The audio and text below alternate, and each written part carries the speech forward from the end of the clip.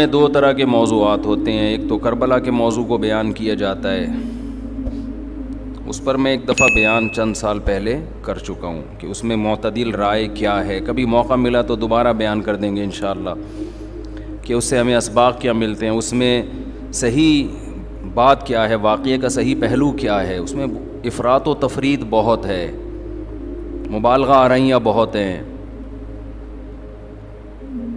سیدنا حسین ابن علی رضی اللہ تعالی عنہ کو کربلا میں شہید کیا گیا، یہ بہت بڑا ظلم ہے، اس میں دو رائے نہیں ہو سکتی. اور بڑی بات یہ کہ حکومت کی سرپرستی میں یہ کام ہوا ہے، اس لیے یہ بڑا ظلم ہے. جو اسلامی حکومت تھی، جو خلافت کی دعوے دار تھی، شاید اسلامی تاریخ میں اس سے بدترین واقعہ ہمیں نہیں ملتا.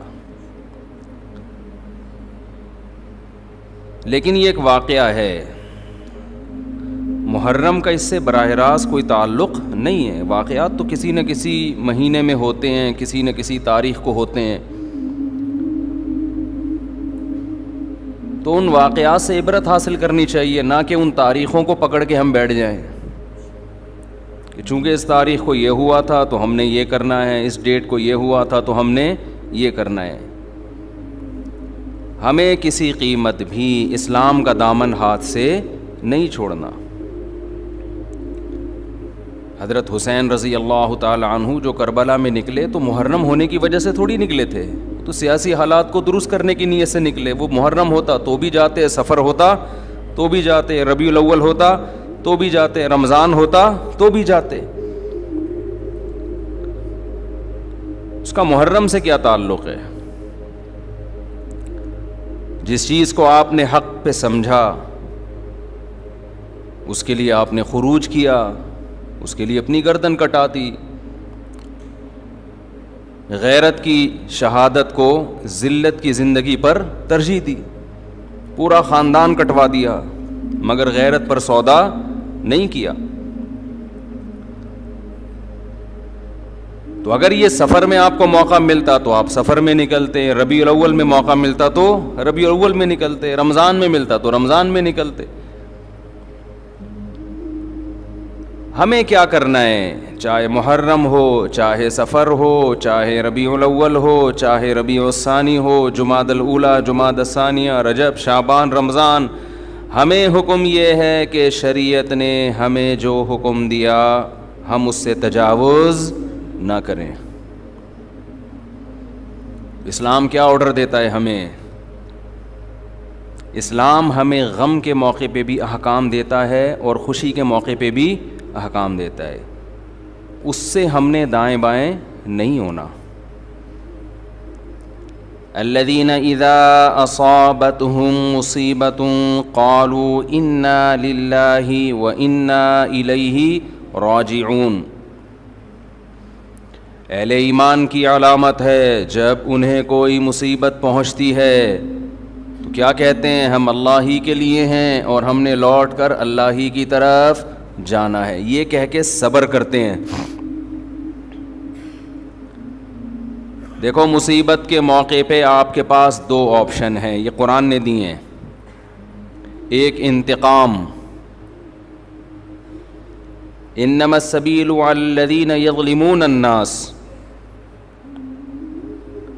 فرمایا جو کسی پہ ظلم کرے گا اس پہ گناہ ہوگا، جو ظلم کا بدلہ لے گا اس پہ گناہ نہیں ہوگا.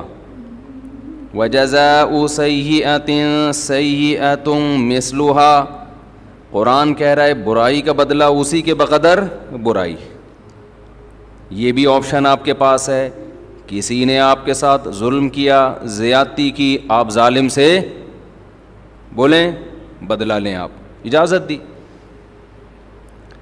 تبھی تو قرآن نے کہا کوئی کسی کو قتل کر دے فقد جعلنا لولیہ سلطانا فلا یسرف فی القتل. اللہ کہتے ہیں ہم نے مقتول کے وارث کو اجازت دی ہے کہ قاتل سے بدلہ لے لے. ہم نے اس کو یہ قدرت دے دی ہے، ہم نے طاقت دے دی ہے، ہم نے اجازت دے دی ہے. بین الاقوامی لاء تو کہتا ہے کہ قاتل کو آپ قتل نہیں کر سکتے، اس کو یہ ہوگا، عمر قید ہوگی. اللہ کہتے ہیں نہ نہ نہ نہ، کسی کے باپ کو قتل کر دیا گیا, بیٹے کو پرمیشن ہے کہ وہ قاتل سے قصاص لے. حکومت اس میں تعاون کرے گی, قصاص تو یہی لے گا. حکومت کا کام ہے قاتل کو پکڑ کے مقتول کے وارث کے حوالے کرنا. بتا بھائی چھوڑنا چاہتا ہے یا مارنا چاہتا ہے, حکومت کا یہ کام ہے. حکومت چھوڑ نہیں سکتی آپشن, کیونکہ گورنمنٹ کا بندہ نہیں گیا ہے. بندہ تو جس کا گیا اس کو تکلیف ہوئی ہے نا. جو سیکولر حکومتیں ہیں وہ انسانوں کو اپنا غلام سمجھتی ہیں, حالانکہ وہ دعویٰ کرتے ہیں کہ ہم انسانوں کو غلامی سے نکال رہے ہیں. اسلام کہتے ہیں کسی کے غلام نہیں ہے, کوئی حکومت کا غلام نہیں ہوتا.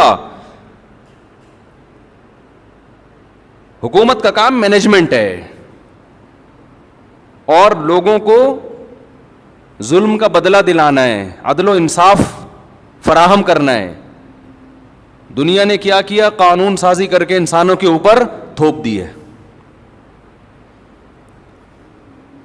وہ کیا کیا تھوپی ہے وہ ایک لمبی کہانی ہے, کہ دعویٰ تو یہ ہے کہ ہم آزادی, انسان کو آزاد کر رہے ہیں, آزاد نہیں کر رہے, سب کی غلامی سے نکال کے اپنا غلام بنا رہے ہیں.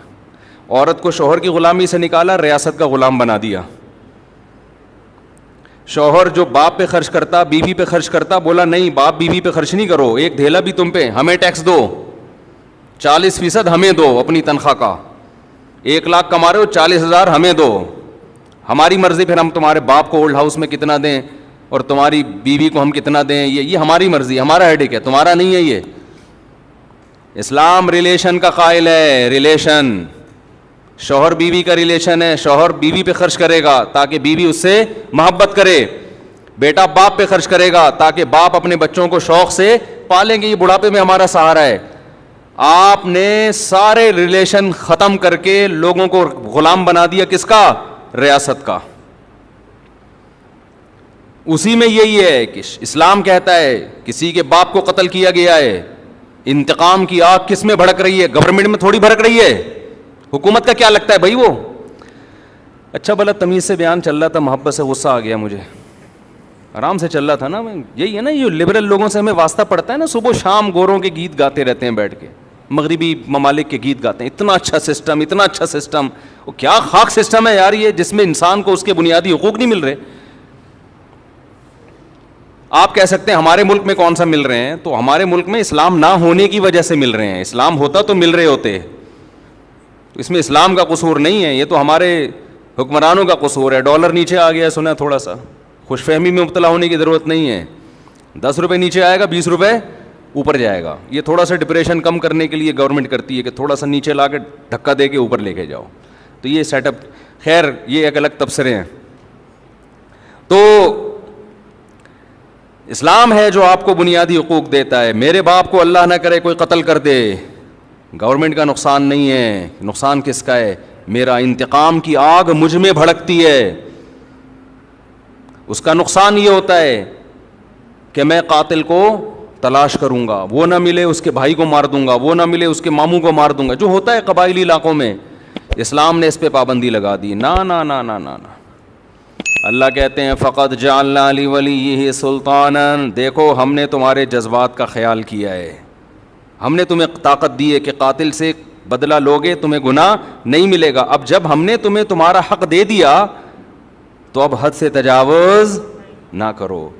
کیا مطلب؟ قاتل کے علاوہ کسی اور سے بدلہ لینے کی کوشش نہ کرو. اس نے آپ کا ایک مہمان مارا, آپ نے کہا ہم اس کے 2 مہمان ماریں گے. یہ کام, وہ ایک پنجاب والا چلا گیا نا, پنجاب والا چلا گیا وزیرستان میں, وہاں قبائلی لڑائیاں ہو رہی تھیں, تو وہ کہیں باہر اس کو چارپائی پہ سلا دیا انہوں نے. تو اس کو ڈر لگ رہا ہے یار, ان کی تو دشمنی اٹھا کی رات کو آوازیں آتی, مجھے کو مار بور کے نہ چلا جائے. اس نے دروازہ بجایا, بھائی مجھے اندر سلا. اس نے کہا کیوں, گھبرا کیوں رہا ہے؟ اس نے کہا مجھے ڈر ہے آپ لوگ کی دشمنیوں میں نہ مارا جاؤں. اس نے کہا فکر نہ کرو, وہ ہمارا 1 مہمان مارے گا, خدا کی قسم اس کا 10 مہمان مارے گا. اس نے کہا بھائی اس کا تم 10 مارو 20 مارو, ہم تو مر گئے نا, ہم تو گئے کام سے. تو دیہاتی علاقوں میں چاہے بلوچستان ہو, چاہے اندرون سندھ ہو, چاہے کے پی کے ہو, چاہے پنجاب ہو, یہی ہوتا ہے. جہاں قانون نہیں ہے وہاں کیا ہے, قاتل نہ ملے تو جو ملے اس کو مار دو. قرآن اس سے منع کر رہا ہے. نا نا نا نا نا, دیکھو ہم نے تمہیں رائٹ دیا. گورنمنٹ نہیں دیتی ہے, گورنمنٹ کہتی ہے نہیں, اتنے لمبے کیسز چلتے ہیں, مقدمے چلتے چلتے چلتے چلتے, پھر جج پیسے کھا کے. ایسا بھی ہوتا ہے, جو ججز بیان سن رہے ہیں ان کے علاوہ کی بات کر رہا ہوں. تو انصاف نہیں ملتا انسان کو. عمر قید تو ہے ہی نہیں اسلام میں, لمبی جیل میں ڈال دیا, وہ اور بڑا مجرم بن کے آئے گا. وہ کھانے پینے سے گیا. یہاں کتنا اچھا قانون بنایا کہ قاتل کو پکڑ کے حکومت کیا کرے گی, باپ کو مارا ہے تو بیٹے کے حوالے, شوہر کو مارا ہے تو بیوی کے حوالے, لے بھائی اپنے میاں کا بدلہ لے لے. اور اگر دیت لے کے چھوڑنا چاہے تو اس کا بھی آپشن تیرے پاس ہے, دیت لے لے, چھوڑ دے اس کو. پھر قرآن نے دیت کی ترغیب دی, وَمَنْ عُفِيَ لَهُ مِنْ أَخِيهِ شَيْءٌ, جس کو اپنے بھائی کی طرف سے معافی مل گئی. یعنی اللہ مقتول کے وارث کو کہہ رہے ہیں قاتل بھی تمہارا دینی بھائی ہے, تو بھائی سمجھ کے چھوڑ دو. ترغیب دی ہے, زبردستی نہیں کی اسلام نے. حالانکہ اللہ تو زبردستی بھی کر سکتا ہے نا کہ چھوڑنا پڑے گا, لیکن اللہ کہہ رہے میں ایسے قانون کیوں بناؤں, حالانکہ وہ خدا ہے, اس کو ہم پہ حق ہے, پھر بھی وہ کہہ رہا ہے کہ ایسے قانون کیوں بناؤں کہ انتقام کی آگ بھڑکے ان کے دل میں. جو خدا جب ہمارے جذبات کی رعایت کر رہا ہے تو گورنمنٹ کون ہوتی ہے جو رعایت نہ کرے بھائی؟ اللہ حکومت سے بڑا ہے کہ نہیں ہے؟ اس کو ہم پہ زیادہ قدرت ہے. تو قرآن نے کیا کہا, ترغیب دی کہ اس کو کیا کرو, معاف کرو. بہتر یہ معاف کر دو, دیت لے لو, پیسے لے کے چھوڑ دو, اس سے تمہاری غربت دور ہو جائے گی, تمہارا نقصان ہوا اس کی تلافی ہو جائے گی. اے اللہ, اس سے تو ہم اگر دیت لے کے چھوڑیں گے, یہ تو غیرت کے خلاف ہے. ہمارے باپ کو مارا, وہ قیامت میں کہے گا کہ پیسے لے کے چھوڑ دیا. تو اللہ کہتے ہیں نا نا نا نا نا نا نا, یہ دنیا کا سزا ہے, آخرت میں قاتل کو معاف نہیں کروں گا. دنیا میں تو قاتل سے قصاص لے بھی لیا جائے نا, گردن اڑا بھی دی جائے, تو اس کا جرم تھوڑی معاف ہوتا ہے.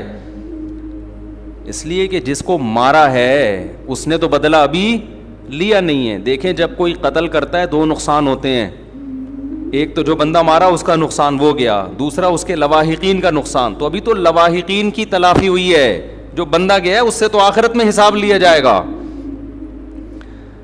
میں سمجھا پا رہا ہوں اپنی بات کہ نہیں سمجھا پا رہا؟ ابھی میں نے محرم پہ بیان کرنا ہے, لیکن یہ قصاص کی بات درمیان میں آ گئی. میں یہ بتانے کے لیے کہ ہر چیز کا ایک ضابطہ ہے, لا بیان کیا ہے اسلام نے. تو قرآن کیا کہہ رہا ہے, قاتل کو فلا یسرف فی القتل, ہم نے اجازت دے دی ہے تو قتل میں حد سے تجاوز نہ کرو. نمبر ایک, حد سے تجاوز کیا ہے, جس نے قتل کیا اس کے علاوہ کسی اور کو مارنے کی کوشش نہ کرو. کہ جی اس کا چاچا آ گیا تو اس کا ماموں آ گیا تو اس کا خالو آ گیا, اس کو اڑا دیا. نا نا نا نا. نمبر دو, قتل کرنے میں بھی حد سے تجاوز نہ کرو, اس کو تڑپا تڑپا کے مت مارو. تبھی حدیث میں آتا ہے لا قواد الا بالسیف, قصاص لیا جائے گا تلوار سے, اس میں تکلیف کم ہوتی ہے. سعودی عرب میں گردنیں اڑائی جاتی ہیں نا, دیکھی ہوں گی آپ نے, اب تو وہاں بھی آہستہ آہستہ کم ہو رہا ہے. اس میں کیا کرتے ہیں, جلاد ادھر ایک تلوار لگاتا ہے گردن پہ پیچھے, جیسے ہی تلوار لگتی ہے آپ کی جتنے بھی کنیکشن ہے نا دماغ اور باڈی کا, فوراً ختم, تکلیف کا احساس ختم. ادھر قاتل کی گردن الگ ہوئی, قاتل تڑپتا ہوا نظر آتا ہے مگر اسے تکلیف بولو نہیں ہوتی, کیونکہ دماغ اور باڈی کا کنیکشن کیا ہو گیا, ختم. تو وہ تکلیف کیسے محسوس کرے گا؟ لیکن دہشت بہت ہوتی ہے, کیونکہ جس طرح اس کی گردن الگ ہو کے گرتی ہے اور جس طرح اس کی لاش تڑپ رہی ہوتی ہے, اس سے لوگوں پر ایک دہشت طاری ہو جاتی ہے اور لوگ قتل سے بچ جاتے ہیں کہ یار ہمارا بھی انجام ہوگا. کتنا پیارا حکم ہے کہ جو قتل کا مقصد تھا لوگوں کو بچانا آئندہ جرم سے, وہ مقصد پورا پورا حاصل ہو رہا ہے اور قاتل کو تکلیف کم سے کم دی جا رہی ہے. میں سمجھا پا رہا ہوں اپنی بات؟ لیکن جو اسلام مخالف قوتیں ان کا قانون کیا ہے, بند کمرے میں لٹکاؤ. بند کمرے میں کسی کو عبرت ہوگی ہے بھائی؟ ایک صاحب سعودی عرب سے آئے, بہت پرانی بات ہے, انہوں نے کہا کہ میں نے پہلی دفعہ سعودی عرب میں جب قصاص دیکھا نا, گردن اڑائی, تو میں 2 گھنٹے کانپتا رہا ہوں کھڑے ہوئے. بتاؤ جس نے یہ منظر دیکھا ہو وہ خود کسی کو قتل کرنے کی جرت کر سکتا ہے؟ حالانکہ بلوچ تھے وہ ہمارے دوست تھے اور بڑے مضبوط بلوچ تھے. بلوچ تو ویسے ہی مضبوط عام طور پر ہوتے ہیں, بہادر بھی ہوتے ہیں. ان کو وہ کہہ رہے پھر بھی مجھے, میں کیا کر رہا ہوں, ایسے کانپ رہا ہوں میں. تو بتاؤ یہ دہشت کے بعد کوئی ہمت کرے گا؟ لیکن جس کو قتل کیا ہے قصاصاً اس کو تکلیف بولو کم سے کم. لیکن جو اسلام مخالف قانون ہے وہ ہے پھانسی. بند کمرے میں کیا کرتے ہیں؟ پھانسی لٹکا دیتے ہیں. اس میں قتل ہونے والے کو تکلیف اور اذیت بے انتہا ہے. گلا گھونٹ کے مارو کسی کو, آپ اپنا گلا گھونٹیں تھوڑی دیر کے لیے, اندازہ ہو جائے گا اس میں کس قدر اذیت ہوتی ہے. لیکن عبرت کا پہلو اس میں کیا ہے؟ زیرو, کیونکہ بند کمرے میں چھپا کے ہوتی ہے. ایک نقصان تو یہ. دوسرا نقصان, جب کھلے عام قصاص لیا جاتا ہے جو اسلام کا حکم ہے, اس میں معافی کا آپشن بہت زیادہ ہے. جو قاتل مقتول ہے نا, اس کے وارثوں کو پبلک کہے گی کہ یار اس کو کیا کرو, چھوڑ دو, ہمیں ترس آ رہا ہے. ساری دنیا کے سامنے چوک پہ بٹھائے ہوئے اس کو گردن اڑانے کے لیے, چھوڑو یار دیت لے کے کیا کرو, بولو نا معاف. عین اس وقت زیادہ ترس آتا ہے لوگوں کو, اس بات کا امکان ہے کہ قاتل معاف کر دے. اور بہت سے ایسے واقعات ہوئے ہیں جب چوک پہ لایا گیا اور جلاد تلوار لے کے کھڑا ہوا ہے, لوگوں نے آ کے درخواستیں کی چھوڑ دو, تو مقتول کے وارثوں نے کیا کہا؟ معاف کیا. بہت ہیں. بند کمرے میں پھانسی میں یہ حکمت, یار نہیں بول رہے رفیع بھائی, پولیس لے کر آؤ. جملہ آپ کو جو ہے سینٹنس جو ہے جملہ کمپلیٹ کیا کریں, جس سے مجھے احساس ہوتا ہے کہ دیکھو میں پوری بیداری کے ساتھ بیان کر رہا ہوں. 1.5 پراٹھے کھا کے بیٹھا ہوں میں یہاں پہ.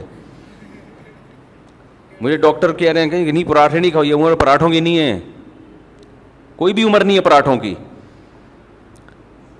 لیکن اگر ناشتے میں پراٹھے نہ ہوں تو وہ بیان ایسا مرجھایا ہوا ہوتا ہے, پھر جیسے آپ بیٹھے ہوئے ہیں نا, پھر میں ویسے بیٹھا ہوا ہوتا.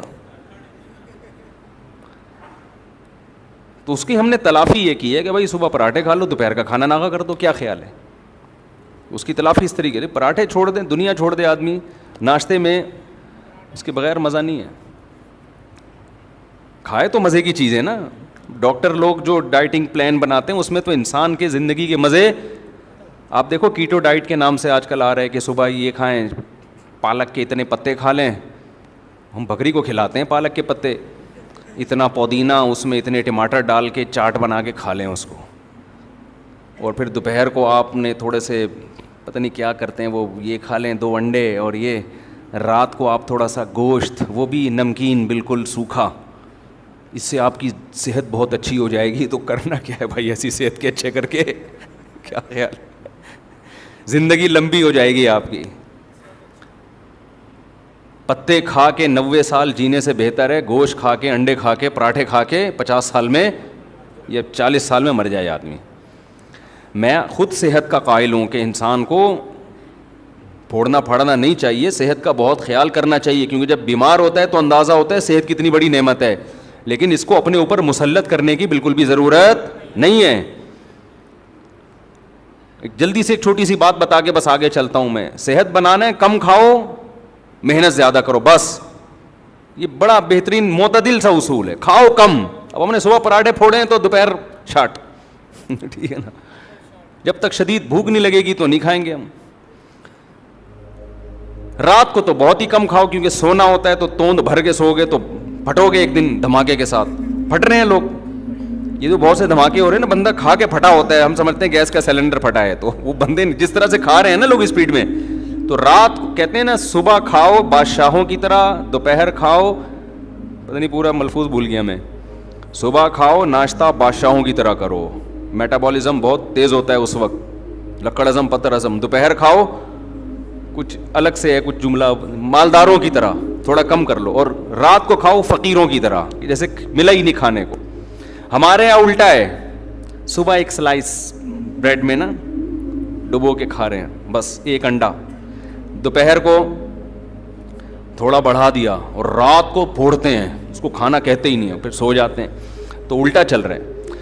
ماہرین کہتے ہیں نا کہ صبح زیادہ کھاؤ گے, پھر دوپہر کم, اور رات کو اور کم, تو باڈی بھی ایسے ہو جائے گی.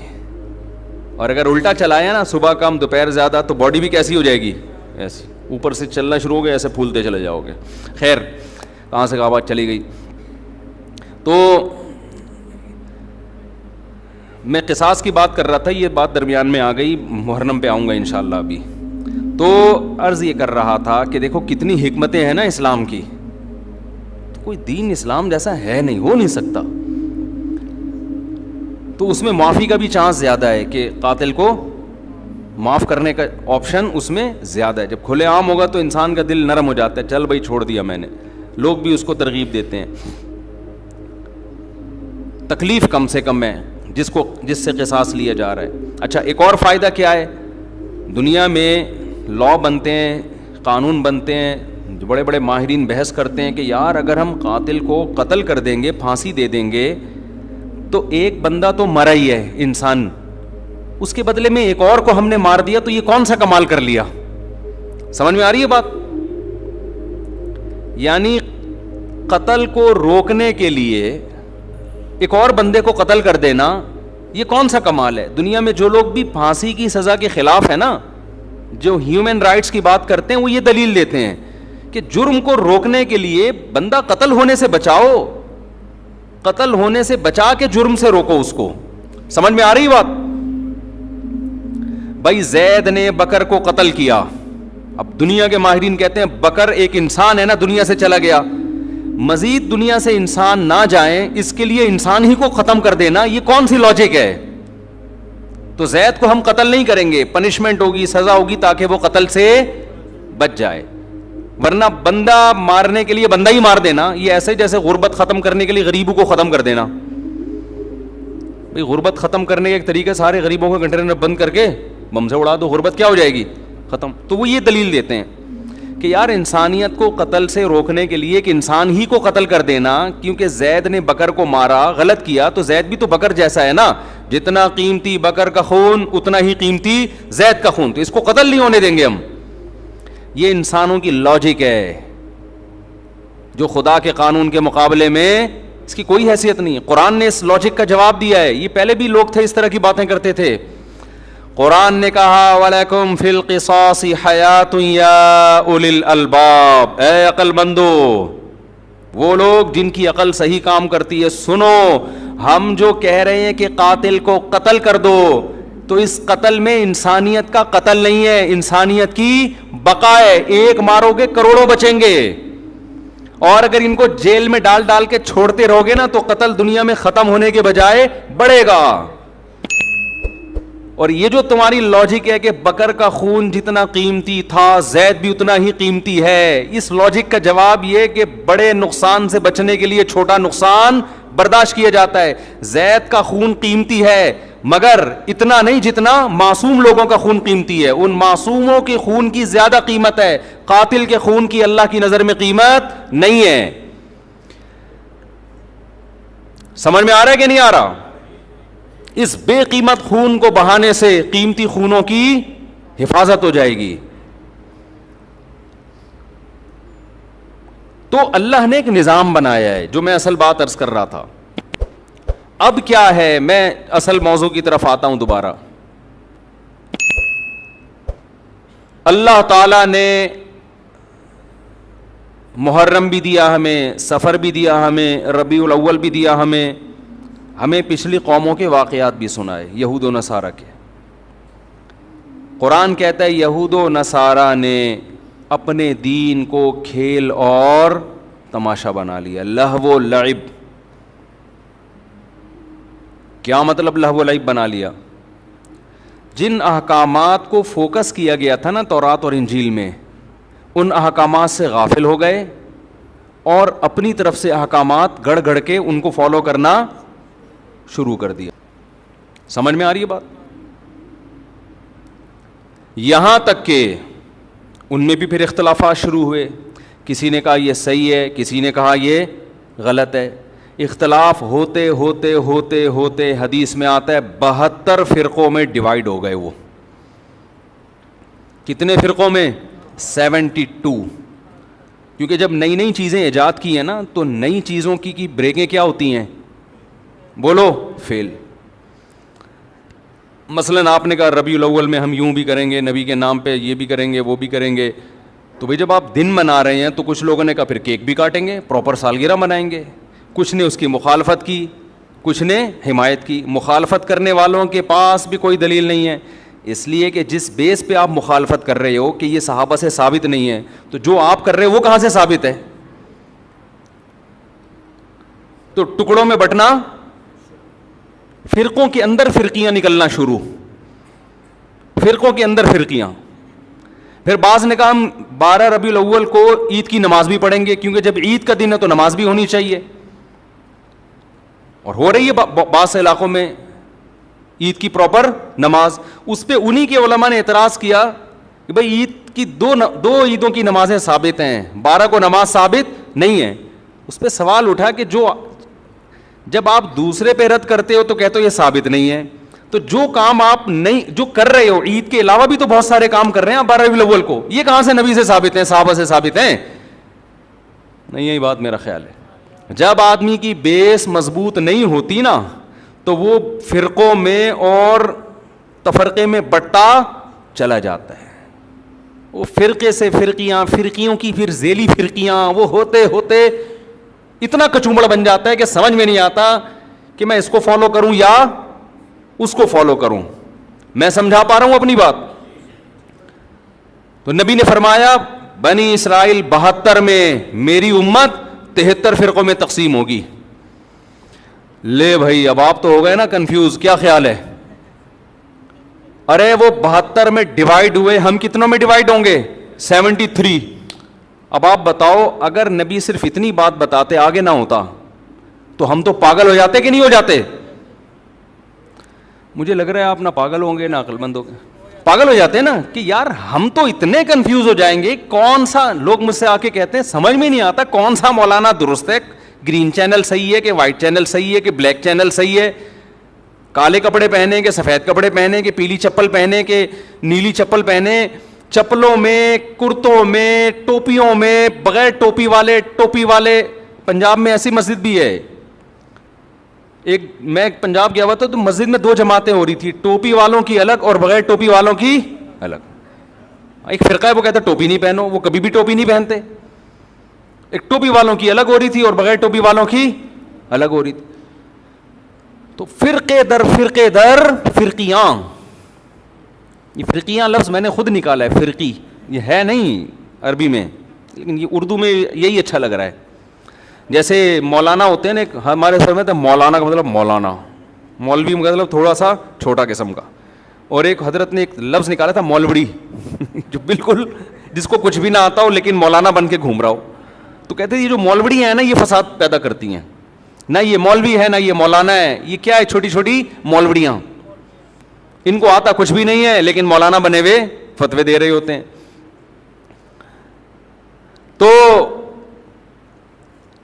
73 فرقوں میں امت کیا ہوگی؟ ڈیوائیڈ.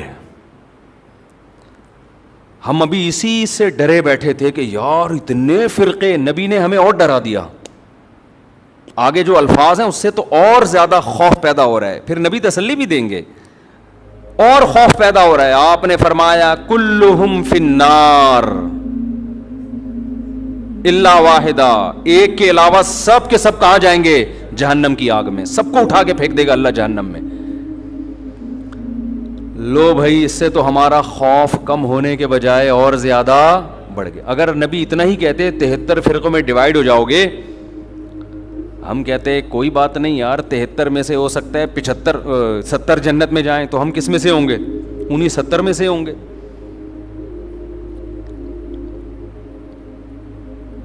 یہ بہت اہم بیان کر رہا ہوں، اس کو کھوپڑی میں بٹھائیں کسی طریقے سے. کلہم فی النار، سب کے سب کہاں ہوں گے؟ جہنم میں. صرف ایک کیا ہوگا؟ وہ کہاں جائے گا؟ جنت میں. صحابہ علم پر حریص تھے، انہوں نے فوراً نبی سے پوچھ لیا کہ یا رسول اللہ وہ ایک جنتی کون سا ہے؟ اگر یہ نہ پوچھتے تو کتنا بیڑا غرق ہو جاتا ہمارا. نبی نے اس فرقے کا نام نہیں بتایا. یہ بھی ہمارے نبی نے ہم پر بہت بڑا احسان کیا. کیونکہ اگر نبی نام بتاتے تو سب لوگ وہی نام رکھ لیتے. ایک آدمی کہتا ہے جی یہ میری طرف سے مٹھائی لے جاؤ, وسیم نام کا آدمی ہوگا, صرف اسی کو دینا.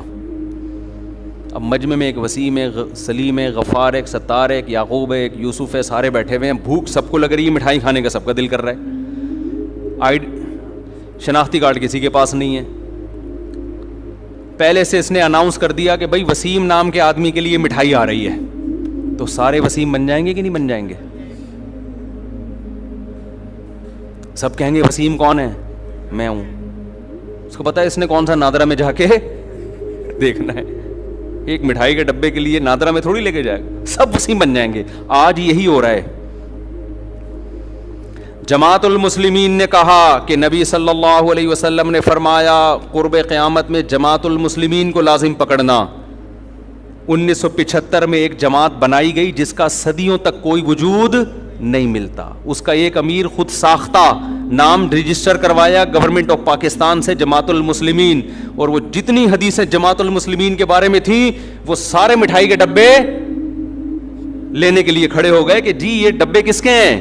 یہ ہمارے ہیں, کیونکہ نبی نے کہا تھا جماعت المسلمین کو لازم پکڑنا. اور دیکھو یہ دیوبندی ہے, وہ حنفی ہے, وہ بریلوی ہے, وہ شیعہ ہے, وہ اہل حدیث ہے. اصل میں کس کا تذکرہ آتا ہے حدیث میں؟ جماعت المسلمین. او بھائی نبی نے یہ نہیں کہا تھا 1975 میں کوئی جماعت جس کا نام جماعت المسلمین ہو اس کو لازم پکڑنا.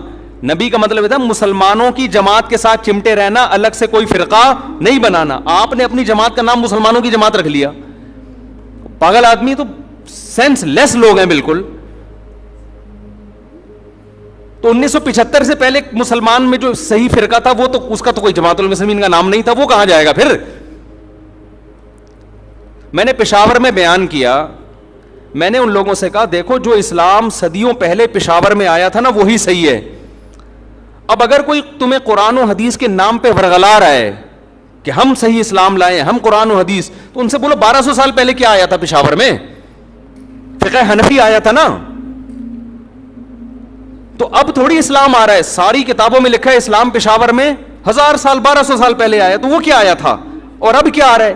اس پہ ایک مولانا نے میرے خلاف بیان کیا کہ اہل حدیث تو امام احمد بن حنبل کے دور میں بھی تھے. مجھے اہل حدیث سے اتنا بڑا اختلاف نہیں ہے, میں ان کو اہل سنت والجماعت میں داخل سمجھتا ہوں چند اختلافات کے ساتھ. وہ میرے اختلافات ہیں, وہ علمی نوعیت کے اختلافات ہیں. باقی ان میں جو متشدد ہیں وہ گمراہ ہیں, جو معتدل ہیں ان پہ ہم وہ فتویٰ نہیں لگاتے جو ہم دوسروں پہ لگاتے ہیں. لیکن یہ دلیل محترم کی صحیح نہیں ہے, اس لیے کہ آپ جو امام احمد بن حنبل سے ثابت کر رہے ہیں کہ انہوں نے کہا اہل حدیث جنت میں جائیں گے, اس سے وہ فرقہ اہل حدیث مراد نہیں ہے, اس سے وہ لوگ مراد ہے جو حدیث کو فالو کرتے ہیں. تو ابو حنیفہ بھی حدیث کو فالو کرتے تھے, امام شافعی بھی فالو کرتے تھے, اب امام احمد بن حنبل بھی فالو کرتے تھے. اس کی سب سے بڑی دلیل یہ ہے کہ امام احمد بن حنبل کے فالوورز کو اہل حدیث نہیں کہا جاتا بلکہ حنبلی کہا جاتا ہے, حالانکہ وہ تو اہل حدیث ہیں, کیونکہ امام احمد بن حنبل خود اہل حدیث ہیں, تو ان کے فالوورز کو حنبلی کیوں کہہ رہے ہو پھر؟ میں سمجھا پا رہا ہوں اپنی بات؟ تو آج لفاظی ہے, الفاظوں سے کھیلا جا رہا ہے, الفاظوں سے, ناموں سے کیا جا رہا ہے. ناموں سے نہیں ہوتا. وہ کہتے ہیں نا ملتے جلتے ناموں سے دھوکہ نہ کھائیں. چاول کی بوری پہ لکھا ہوا ہے, چینی کی بوری پہ لکھا ہوا ہے چاول. ایک آدمی نے دکان میں چینی کی بوری ہے, لکھا ہوا کیا ہے؟ چاول. کسی نے بولا چینی ہے لکھا ہوا چاول کیوں؟ کہہ رہے مکھیوں کو دھوکہ دینے کے لیے. مکھی دھوکے میں آئے گی؟ مکھی لیبل دیکھ کے کبھی بھی دھوکے میں نہیں آتی, وہ خوشبو دیکھ کے جاتی ہے. ہمارے نبی سے صحابہ نے پوچھا کہ اس فرقے کا نام بتائیں, آپ نے نام نہیں بتایا کیونکہ سب لیبل اچھا لگا کے دھوکہ دیتے. آپ نے اس فرقے میں جو خوشبو ہے اس کو بتایا کہ اس میں خوشبو کیا آ رہی ہوگی, اس میں جو علامتیں ہیں وہ کیا ہیں. جہاں اسمیل آ رہی ہو نبی اور صحابہ کی, اس اسمیل کی طرف چلے جانا, اور جہاں نبی کو لغت سے نکال دیا یا نبی کو تو رکھا ہوئے صحابہ کو نکال دیا, اس کے قریب اس کے لیبل اور نام کو دیکھ کر جانے کی کوشش نہ کرنا. آج ہمارا لوگ خون پی لیتے ہیں, کئی طلاقیں دے رہے ہیں, 3 طلاقیں. جس کو دیکھو سعودی عرب کے بن باز کا فتویٰ, صالح العثیمین کا فتویٰ, ان 2 مفتیوں کا فتویٰ کہ بھی سعودی عرب یہ کہہ رہا ہے کہ 3 طلاقیں ایک ہوتی ہیں. میں کہتا ہوں تم نے کلمہ سعودی عرب کا پڑھا ہے یا نبی اور صحابہ کا کلمہ پڑھا ہے؟ کوئی ایک صحابی دکھا دو جس نے 3 طلاق کو ایک کہا ہو, اور میں درجنوں دکھاؤں گا آپ کو.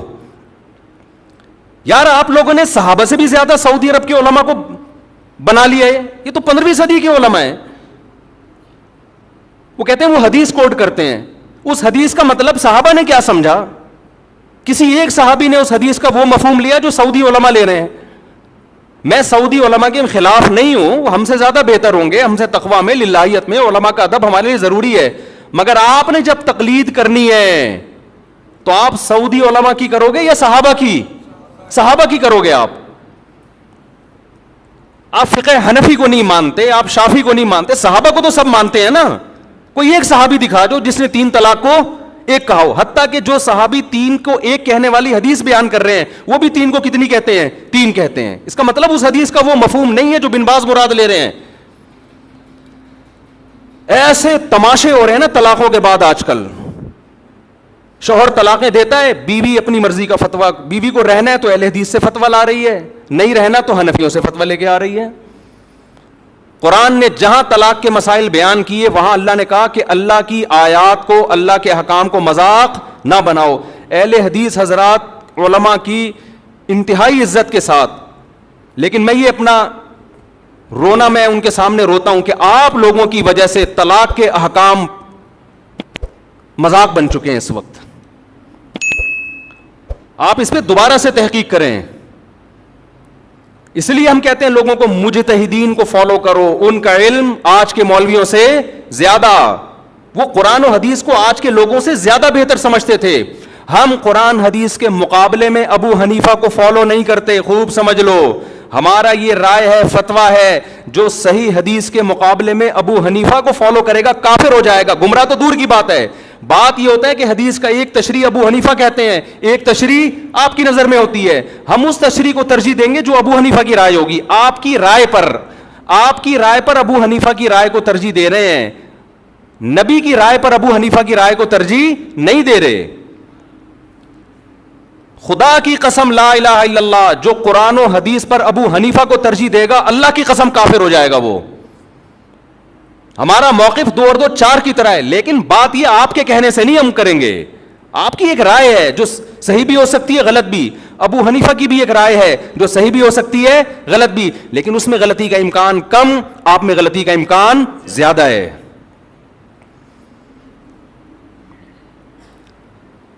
تو طلاق ثلاث میں تو 4 ائمہ متفق ہیں. یہ تو تابعین تبع تابعین کے دور کے ہیں, سارے صحابہ متفق ہیں. آپ کو حدیث مل گئی, یہ کیسی بات ہے بھائی؟ میں ایک اہل حدیث عالم کے پاس گیا, میں نے فتویٰ دیا تھا 3 طلاقیں واقع ہو گئی ہیں. وہ صاحب لے آئے اہل حدیث سے فتویٰ. میں نے ان سے کہا کہ آپ تقلید کرتے ہیں؟ انہوں نے کہا نہیں میں تحقیق کرتا ہوں. میں نے کہا چلو پھر میں اہل حدیث عالم کے پاس چلتا ہوں, اب تحقیق کی دنیا میں ہم دیکھتے ہیں کون صحیح ہے کون غلط ہے. آپ نے تو تحقیق کرنی ہے نا, تقلید تو کرنی نہیں ہے. لیکن یہ کر رہے تقلید ہی ہوتے ہیں, لیبل تحقیق کی, کیونکہ تحقیق پھر پوری ہوتی ہے, ادھوری نہیں ہوتی. میں ان اہل حدیث کے پاس گیا, بڑے احترام سے بیٹھا, میں نے کہا حضرت آپ نے فتویٰ دیا ہے, اس کی دلیل دیں. انہوں نے صحیح مسلم کی مشہور حدیث پیش کر دی. نبی کے دور میں 3 ایک سمجھی جاتی تھی, ابو بکر کے دور میں. میں نے کہا ایسے تو متا کے بارے میں بھی آتا ہے, نبی کے دور میں متا جائز سمجھا جاتا تھا, ابو بکر کے دور میں عمر نے پابندی لگائی, تو پھر متا بھی حلال ہے. کہہ رہے نہیں اس کے تو منسوخ ہونے کی دلیل ہے. تو میں نے کہا اس کے بھی منسوخ ہونے کی دلیل ہے, ادھوری حدیث نہ بتائیں, دوسری حدیث بھی بتائیں. پھر وہ کہنے لگے, میں نے کہا پھر خود اس حدیث کے جو راوی عبداللہ بن عباس ہیں وہ خود کہہ رہے ہیں کہ 3 طلاقیں ایک وقت کی 3 ہوتی ہیں. تو وہ جواب میں کہتے ہیں کہ ہم نے کلمہ عبداللہ بن عباس کا نہیں پڑھا, ہم نے کلمہ نبی کا پڑھا ہے. میں نے کہا ویل ڈن. حضرت مجھے یہ بتائیں کہ آپ نے نبی کا کلمہ پڑھا ہے, عبداللہ بن عباس نے کس کا کلمہ پڑھا تھا؟ انہوں نے نبی کا کلمہ پڑھے بغیر یہ فتویٰ دے دیا. تو میں عرض کر رہا ہوں کہ لفاظی ہے, سمجھ رہے ہیں, لیبل اچھے لگے ہوئے ہیں.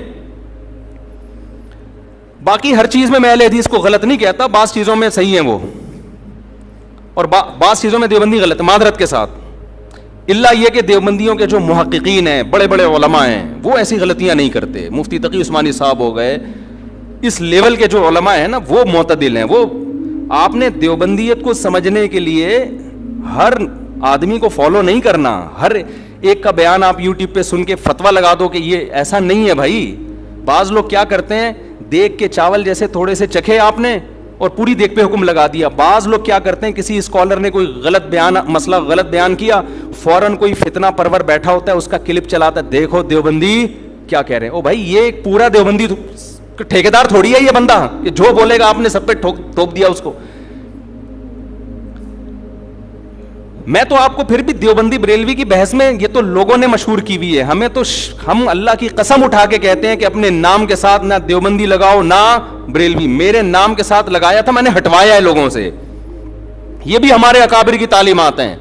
کیوں؟ جو فرقہ جنت میں جائے گا اس پہ لیبل سے نبی کیا کہہ رہے ہیں اس کے متاثر نہ ہو. اب نبی فرما دیتے, صحابہ نے پوچھا یا رسول اللہ کون سا فرقہ جنتی ناجیہ نجات پانے والا کون سا ہوگا؟ تو ہمارے نبی کا ہم پر یہ احسان کہ آپ نے وہ نام نہیں. آپ اگر کہتے اہل حدیث ہوں گے تو جمعے کی نماز میں ٹانگیں چوڑی کر کے پڑھاتا, میں زور سے آمین کہتا. ایسا ہی ہے نا. ہمارے نبی کہتے کہ وہ حنفی ہوں گے تو جتنے اہل حدیث ہیں وہ کیا بن جاتے؟ سارے حنفی بن جاتے.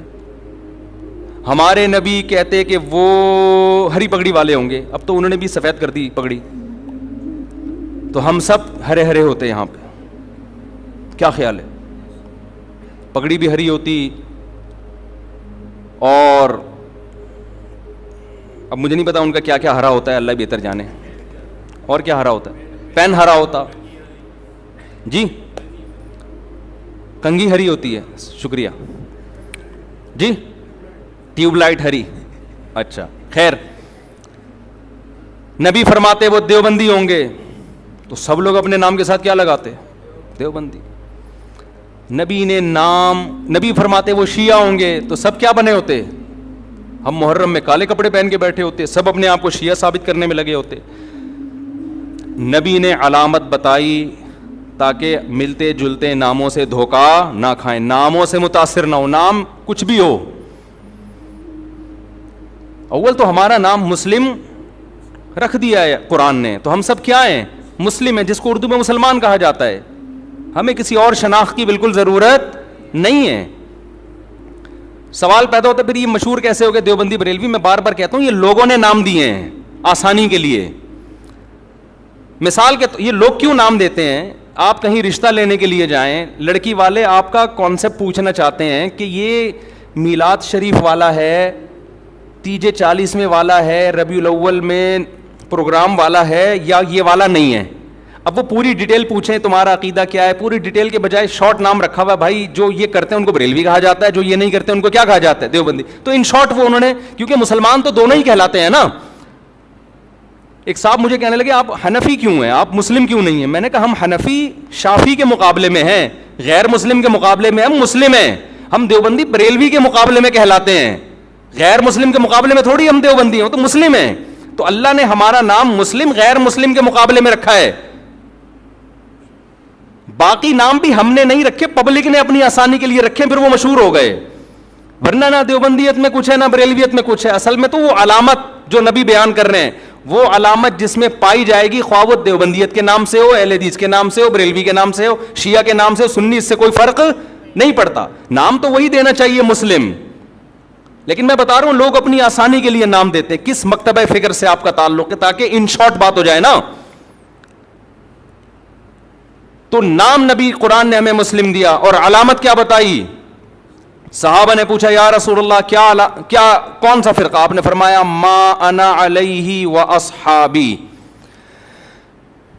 کیا بلاغت ہے یار اس کلام میں, سارے فرقوں کا پول پٹیاں کھول دی.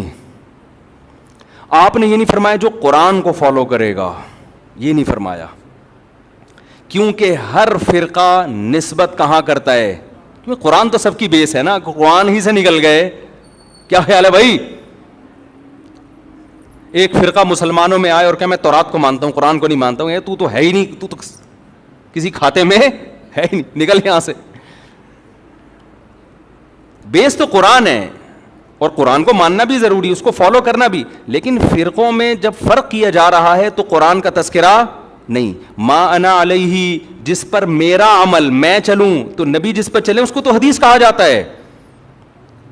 اور یہ بھی نہیں فرمایا حدیث, کیونکہ حدیث قول, عام طور پر حدیث کا اطلاق قول پر ہوتا ہے. بخاری میں ایک روایت آ گئی, مسلم میں ایک روایت آ گئی, لوگ اس کو حدیث سمجھتے ہیں. نبی کا جو پراپر عمل رہا ہے, کس پر آپ صلی اللہ علیہ وسلم عمل کر کے گئے ہیں, اس کو آج کل کے لوگوں نے حدیث سے خارج کر دیا. مثال کے طور پر امام مالک حدیث لے کر آتے ہیں ہاتھ باندھ کے نماز پڑھنے کی, فتویٰ دیتے ہیں ہاتھ چھوڑ کے نماز پڑھی جائے. میں مسجد نبوی میں بیٹھا ہوا تھا, ایک صاحب تقریر کر رہے تھے اردو میں. سارے فتنے وہاں اردو اسپیکنگ جا کے پھیلاتے ہیں, عرب میں نہیں عام طور پہ یہ تشدد. اس سے کسی نے پوچھا کہ ہاتھ چھوڑ کے نماز پڑھنا کیسا ہے, انہوں نے کہا بالکل ناجائز, بدعت.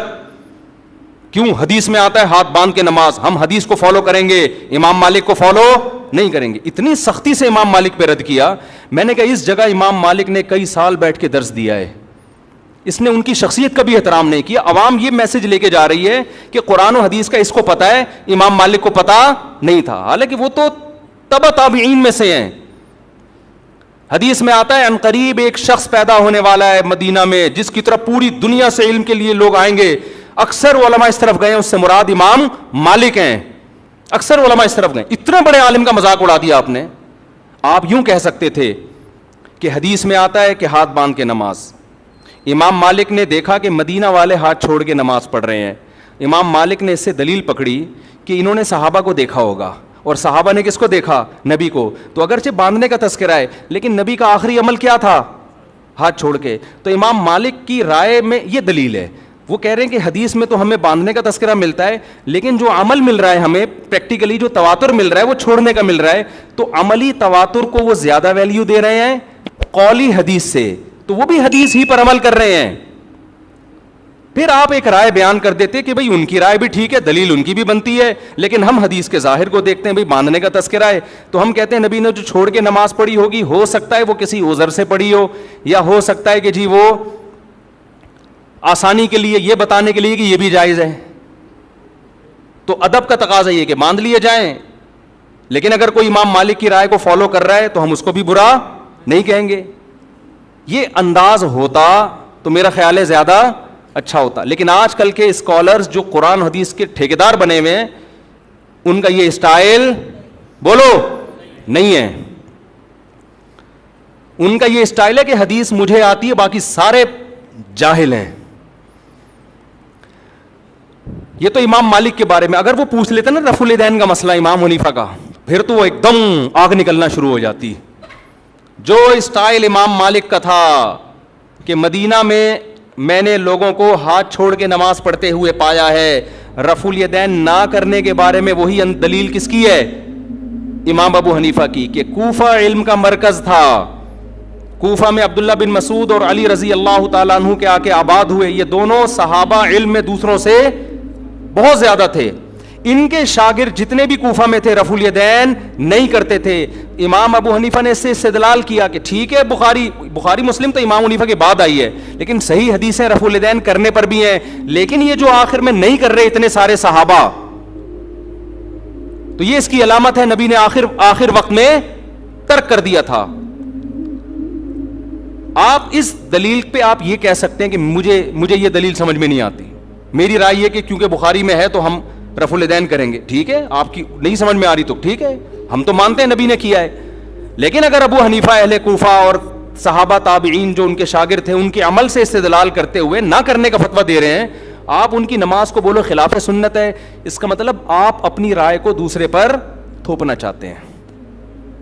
امام ترمذی جو امام بخاری کے شاگرد ہیں, جب رفع الیدین کرنے کا ذکر کیا نا انہوں نے, آپ ترمذی میں دیکھ سکتے ہیں عربی میں, تو اس میں کہتے ہیں وَبِهِ يَقُولُ بَعْضُ أَهْلِ الْعِلْمِ مِنْ أَصْحَابِ النَّبِي, رفع الیدین کرنا بعض اہل علم صحابہ کی رائے تھی.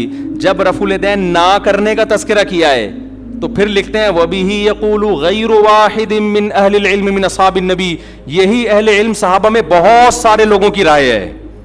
یہ کون کہہ رہے ہیں؟ امام بخاری کے شاگرد. حالانکہ وہ خود بھی رفع الیدین کے قائل تھے, لیکن دلیل میں صحابہ کی جب بات آ رہی ہے تو کیا کہہ رہے ہیں؟ تو میں آپ سے عرض کر رہا ہوں کہ ہر محدث ہر مجتہد کا اپنا ایک اصول ہوتا ہے. اور اس کا بنیادی مقصد کس کو فالو کرنا ہے؟ نبی کو فالو کرنا. تو آپ صرف قولی حدیث لے رہے ہو, نبی کا عمل نہیں دیکھ رہے, یہ مسٹیک ہے. تو نبی نے پہلی علامت کیا بیان کی؟ ما انا علیہ, بولو نا, وہ اصحابی, جس پر میں ہوں, جو میرا عمل ہے جس پر. تو یہ نبی کا عمل تھا.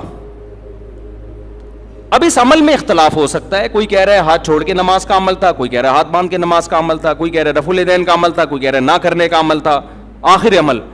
ٹھیک ہے, یہ اختلاف شریعت میں ناپسندیدہ نہیں ہے. اس اختلاف کی بیس پہ فرقے نہیں بنتے, کوئی بنائے گا تو وہ جہنمی ہے. اور یہ اختلاف صحابہ میں بھی تھا, کیونکہ دونوں میں وہ علامت پائی جا رہی ہے ما انا علیہ. کامیاب فرقے کی علامت کیا ہے؟ جس پر نبی کا عمل. تو نبی کا عمل دونوں پر ہے نا, تو اس میں آپ دونوں میں سے کسی کو بھی غلط بولو نا یار. نہ ہاتھ باندھ کے نماز پڑھنے والے کو, نہ ہاتھ چھوڑ کے, نہ رفع الیدین کرنے والے کو, نہ کرنے والے کو, کیونکہ دونوں کے پاس دلیل ہے, دونوں مکتبہ فکر کی, اور دونوں کہاں سے ثابت کرتے ہیں؟ نبی سے. تو اس بیس پہ جتنا بھی اختلاف ہو, اس اختلاف سے جنت اور جہنم کا فتویٰ نہیں لگتا.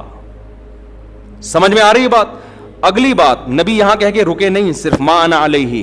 اگر آپ رک جاتے تو ہم صحابہ کو بیچ سے نکال دیتے. ہم کہتے ہیں حدیث میں کیا آ رہا ہے, بس نبی نے فرمایا واصحابی. کیوں؟ اب دیکھو ترتیب کیا ہے. آپ نے قرآن کا ذکر کیوں نہیں کیا؟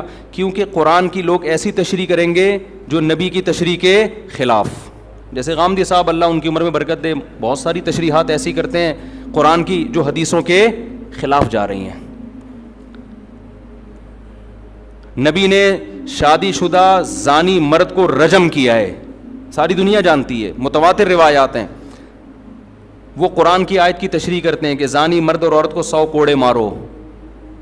وہ تشریح ایسی کر رہے ہیں جس میں شادی شدہ کو بھی شامل کر رہے ہیں, حالانکہ یہ کنواروں کے بارے میں نازل ہوئی ہے. حدیث سے پتہ چلتا ہے, متواتر حدیث سے. تو نبی نے کیا فرمایا؟ قرآن کا تذکرہ کیوں نہیں ڈائریکٹ اپنے عمل کو پیش کیا, تاکہ لوگ قرآن کی وہ تشریح نہ کریں جو میرے عمل کے, صرف میری حدیث نہیں, میرے عمل کے بھی خلاف ہو. اور عمل بھی نبی کا اصل میں حدیث ہی کہلاتا ہے. 2 قسمیں, قولی اور ایک فعلی. آپ نے ایک عمل کیا, صحابہ نے سینہ بسینہ اس عمل کو نقل کیا, یہ بھی حدیث ہے, چاہے بخاری میں نہ بھی ہو, چاہے مسلم میں نہ بھی ہو. دوسرا, آپ نے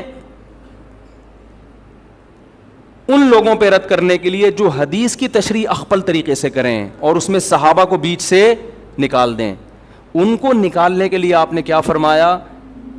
میرا اور میرے اصحاب کا عمل. سمجھ میں آ رہی ہے بات؟ میرے اور میرے اصحاب کا عمل.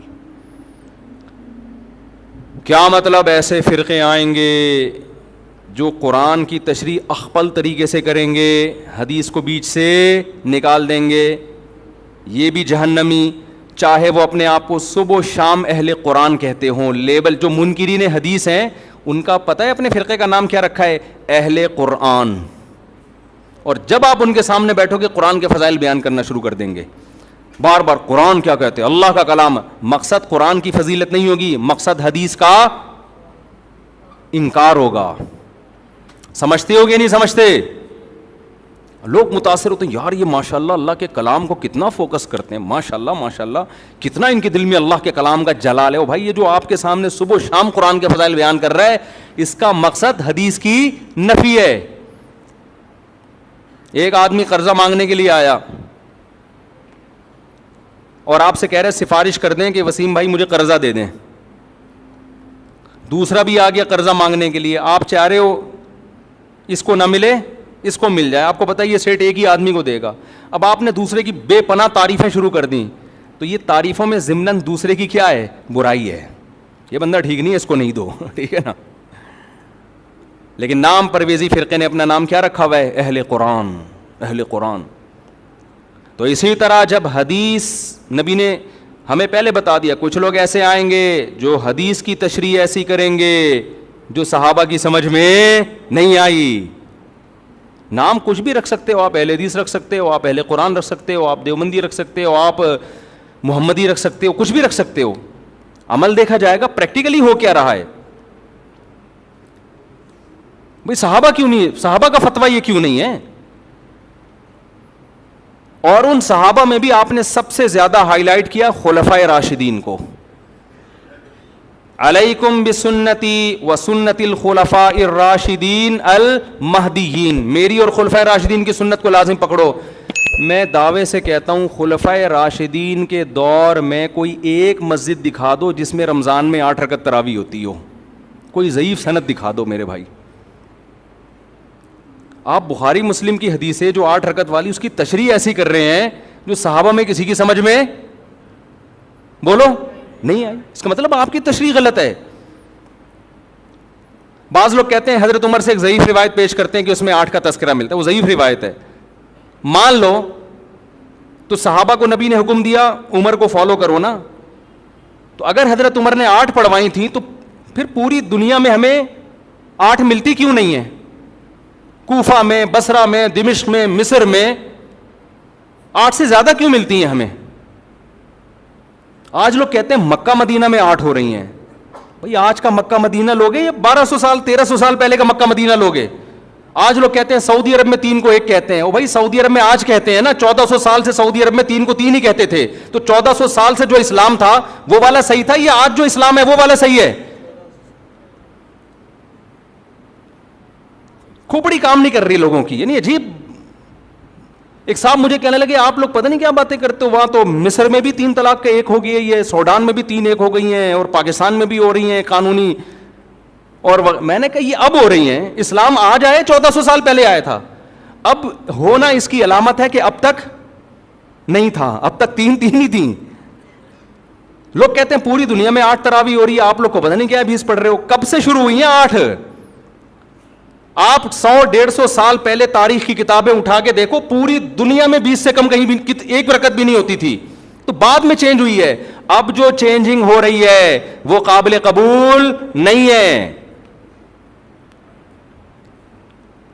اب تو چینج, اب تھوڑی لوگ. عبداللہ بن مسعود کا مشہور قول ہے من کان منکم مستنن فلیستن بمن قد مات. جو تم میں فالو کرنا چاہتا ہے پہلوں کو فالو کرے, اس لیے کہ زندہ لوگوں کے بارے میں یہ خوف ہے کہ وہ فتنے سے محفوظ نہیں ہے. زندہ لوگ بک بھی جاتے ہیں, ان کے اپنے مفاد بھی ہوتے ہیں, سیاسی مفاد بھی ہوتے ہیں, حکومتی دباؤ بھی ہوتا ہے. اب حرمین میں کہہ رہے ہیں 10 رکعت تراویح ہو گئی. بھائی کیا پتا بادشاہ نے ایک آرڈر دیا ہو کہ 10 ہوں گی. ہمارے ایک دوست وہاں فجر کی نماز کا ٹائم داخل, اقامت ہو رہی, بیٹھے ہوئے ہیں. میں نے کہا بھائی نماز کھڑی ہو رہی ہے, مسجد نبوی میں پڑھو. کہہ رہے ہیں پتہ نہیں کہ ایسا نہ ہو عمر ملک ہو, بادشاہ کا حکم ہو وقت سے پہلے پڑھنے کا, تو میں پہلے اپلیکیشن میں دیکھ لوں ٹائم داخل بھی ہوا کہ نہیں ہوا. خیر وہ تو تھوڑا انہوں نے غلو کر دیا, لیکن وہ ڈر گئے تھے نا یار, ایسا نہ ہو کہ بادشاہ سلامت میں کچھ بھی حکم دے دیا ہو. ایسا ہوتا نہیں ہے کہ بادشاہ سلامت ٹائم سے پہلے نماز پڑھنے کا آرڈر دے دے. لیکن آپ کیسے یہ کہہ سکتے ہو کہ یہ عرب علماء کا فتویٰ ہے؟ اگر چند کا ہے بھی تو ہمارے لیے ان کے احترام کے باوجود وہ فتویٰ حجت نہیں ہے. اب میں آخری بات جو محرم پہ لے کے چلا تھا, میں جلدی سے وہ سمیٹ کے ختم کرتا ہوں. اصل تو میرا ٹاپک یہ تھا محرم. تو بین بھائی فرقے بنتے چلے جائیں گے, محرم میں جو کچھ ہو رہا ہے یہ لوگ کریں گے. نبی نے فرمایا 73 فرقوں میں امت تقسیم ہوگی.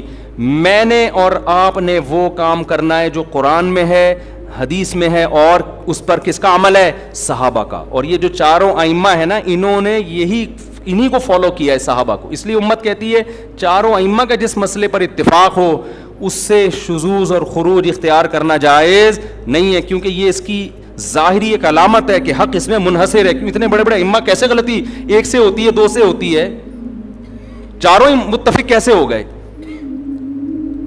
اور اگر آپ نہیں مانتے تو اتنی بات تو مانتے ہو نا, نبی اور صحابہ یہ تو منصوص ہے نا.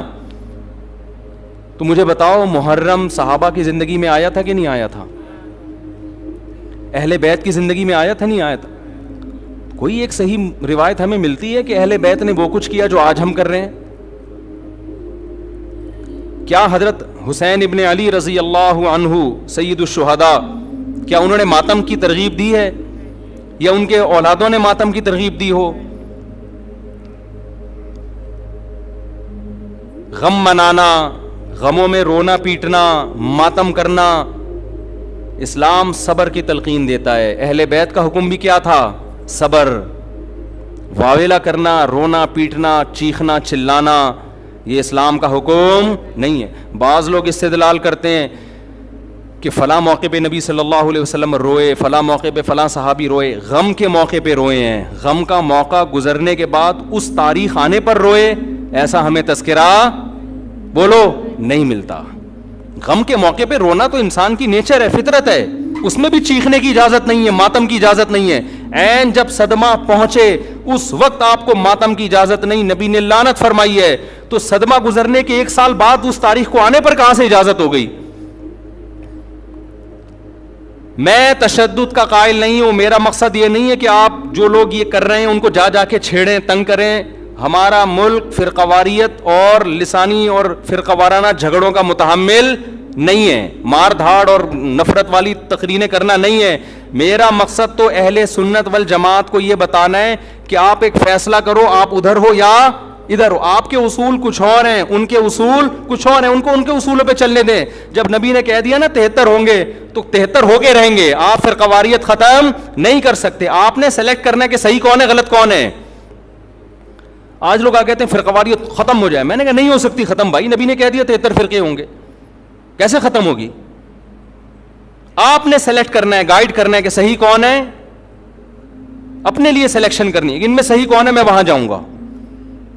آپ کے پاس بہت سارے آپشن ہوتے ہیں دنیا میں بھی, تو آپ سارے آپشن ختم کر دیتے ہو. کئی رشتہ آیا آپ کے لیے, بہت ساری لڑکیاں ہیں, آپ نے کہا یہ ٹھیک ہے باقیوں کو بم سے اڑا دو. او بھائی آپ کو جو سمجھ میں آئے آپ اس سے شادی کر لو, بلکہ اس سے بھی نہیں 3 اور سے کر لو. اور لڑکی کے پاس ایک آپشن ہے, تو بھائی جو سمجھ میں آ رہا ہے اس سے کر لو, باقی وہ دوسرا جو مرضی آپ کے بھلا سے آپ کہیں اس کو مار دو, کیونکہ وہ غلط آدمی کا رشتہ میرے پاس آیا ہے, بندہ ٹھیک نہیں ہے, ابا اس کو مروا دو.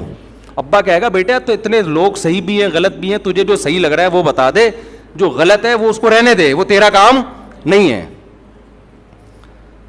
دنیا میں بہت سی غلط بھی ہوتی ہیں, ان کو وہ غلط مل جائے گا. تو فرقے تو رہیں گے, حضرت عیسیٰ علیہ السلام ہی آ کے ان فرقوں کو ختم کریں گے, اور تلوار سے ختم ہوں گے یہ. اور یہ ہمیں اجازت, ہمیں بم پھاڑنے کی, تلوار چلانے کی, گالیاں دینے کی اور ایسے بیان کرنے کی جس سے نفرتیں پھیلیں, ہمیں اس کی اجازت نہیں ہے. ہمارے پاس تو جو بھی آتا ہے ہم اس کو گلے لگاتے ہیں. شیعہ لوگ بھی آتے ہیں, ہم ملتے ہیں, تمیز سے بات کرتے ہیں, اکرام کرتے ہیں, السلام علیکم.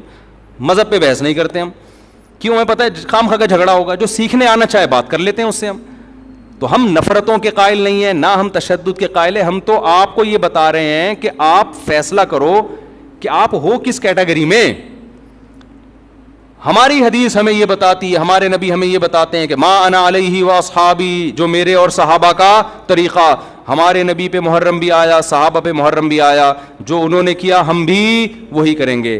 ہمارے نبی کی زندگی میں ربیع الاول آیا, صحابہ کی زندگی میں خلفائے راشدین کی زندگی میں آیا, جو انہوں نے کیا ہم بولو نا وہ کریں گے. انہوں نے کیا کیا؟ صبر کیا ہے. غم کے موقع پہ کیا کیا ہے؟ صبر کیا ہے. تو ہم بھی کیا کریں گے؟ صبر. یا ہمیں اجازت دی ہے قاتل سے قصاص لیں. حضرت حسین کے قاتل اگر آج ہمیں مل جائیں, ہم انشاءاللہ ان کو زندہ نہیں چھوڑیں گے. جب نہیں ہے ہمارے پاس, ہمارے دور میں نہیں ہے, تو اللہ سے ہم دعا کرتے اللہ ان سے انتقام لے قیامت کے دن. حضرت حسین کے خون کا بدلہ لے اللہ ان سے, اور لے گا, اللہ کیوں چھوڑے گا. لیکن اگر ہم نے اس حدود سے تجاوز کر کے ہم نے وہ کچھ کیا جو اللہ اس کے رسول کی منشا کے خلاف ہے, تو میرے بھائی جہاں قاتلوں سے سزا لی جائے گی, اللہ ہمیں بھی نہیں چھوڑے گا. کہ یہ کون سی اہل بیت کی تعلیمات تھی جس پر تم عمل کر رہے ہو. سفید لباس اسلام میں پسندیدہ ہے, ٹھیک ہے, نبی نے ہر رنگ کا لباس پہنا ہے, پسند کس کو کیا؟ سفید کو. وہ محرم میں بھی پسندیدہ, وہ سفر میں بھی, وہ ربیع الاول میں. جیسے ہی رشتہ میسر ہو, اسلام حکم دیتا ہے نکاح میں تاخیر نہ کرو, چاہے محرم ہو. محرم ہے تو سفر تک ڈیلے نہ کریں, سفر میں رشتہ ملا تو ربیع الاول تک ڈیلے نہ کریں. ویسے بھی میرے بھائی جس نے 4 شادیاں کرنی ہوں گی وہ اگر ڈیلے کرنا شروع کر دے تو اس کی ہو گئی. پھر اسلام میں تو یہ کہ جلدی نکاح کرو. محرم میں بھی کریں, جو نہیں کر رہے ان کو چھوڑ دیں, اپنے ان کا فرقہ ہے, ان کا مسلک ہے, چھیڑے نہیں کسی کو, جا کے بحث نہ کریں. دفتروں میں بحثیں خامخواہ کی شروع ہو جاتی ہیں. آپ نے اپنے بارے میں فیصلہ کرنا, میں کدھر ہوں, میں کدھر کھڑا ہوں. جو کالے کپڑے پہننے دیں, نہ ان پہ طنز کریں, نہ ان پہ ہوٹنگ کریں, یہ جائز نہیں ہے. سے نفرتیں پیدا ہوں گی. جو کر رہا ہے کرنے دو. آپ کے بچے جب پوچھیں ابو انہوں نے کالے کپڑے پہنے ہیں, بولیں بیٹا ان کا فرقہ ہے, ہم لوگ اس فرقے کے نہیں ہیں, ختم ہو گئی بات. تو ابو ہم اس فرقے ہم کیوں نہیں ہیں؟ بیٹا ہم حدیث میں آتا ہے کہ ما انا علیہ و اصحابی. جب بچہ آپ کا پوچھے نا تو آپ بتائیں حدیث میں آتا ہے جو میرے اور صحابہ نے, چونکہ صحابہ نے یہ نہیں کیا تو ہم بھی نہیں کر رہے. تو بیٹا پوچھے گا پھر یہ کیوں کر رہے ہیں؟ تو بیٹا جو ان کا کام ہے وہ ان سے پوچھنے کا ہے, وہ مجھ سے پوچھنے کا نہیں ہے. اب بچہ جائے گا ان سے پوچھنے کے لیے, اس کو بولیں بیٹا جب بڑے ہو جاؤ گے نا پھر جا کے پوچھنا, ابھی پوچھا تو رپلائی بھی ہوگا, اس سے کیا پیدا ہوگا؟ فتنہ.